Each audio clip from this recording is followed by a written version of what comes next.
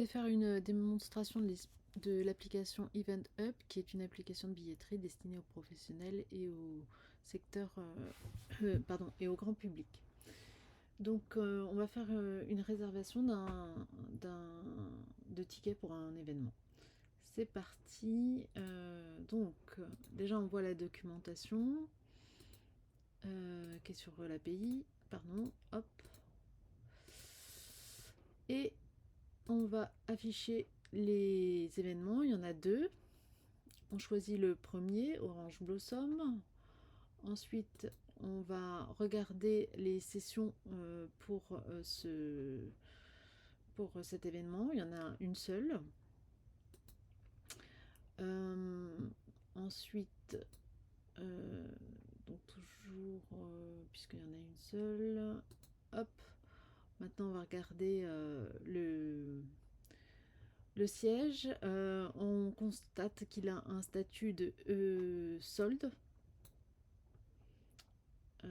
Pour le 1, le 2 ici, il a un statut solde aussi. Le 3, il a un statut, le siège 3, il a un statut de available.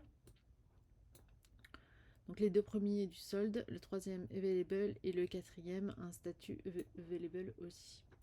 Donc on va créer maintenant une réservation avec le siège 4 pour l'événement 1 Orange Blossom.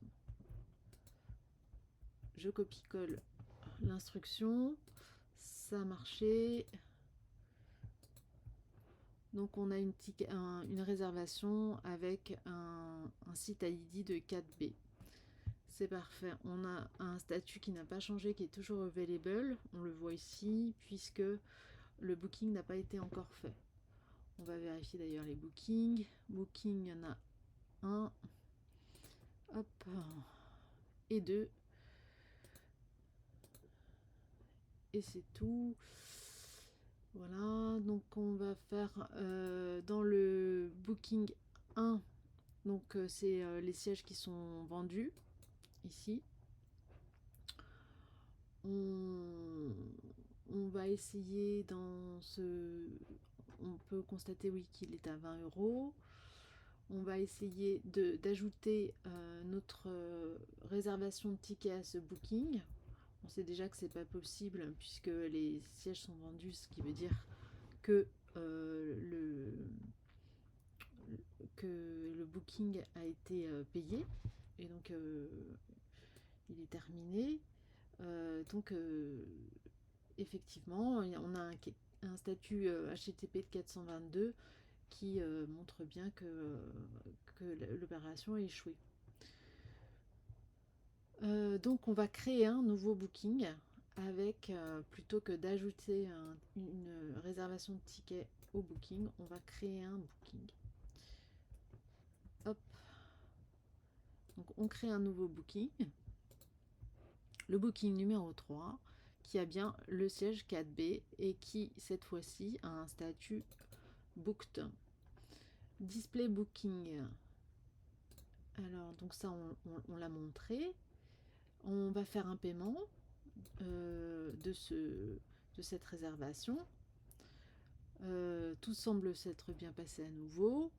Donc, on a la date de paiement, le booking 3, et on constate que cette fois-ci, le statut du siège est vendu. Le prix est toujours de 10 €, c'est le prix de base. Ensuite, on va essayer d'effacer un booking, le booking numéro 2, qui a des sièges qui sont available, et donc ce qui ne devrait pas poser de soucis. C'est parti. Donc on l'a effacé. On va aller voir, c'était le siège numéro 3. On va aller voir si le siège numéro 3 est à nouveau disponible. 1, 2 et le siège numéro 3B.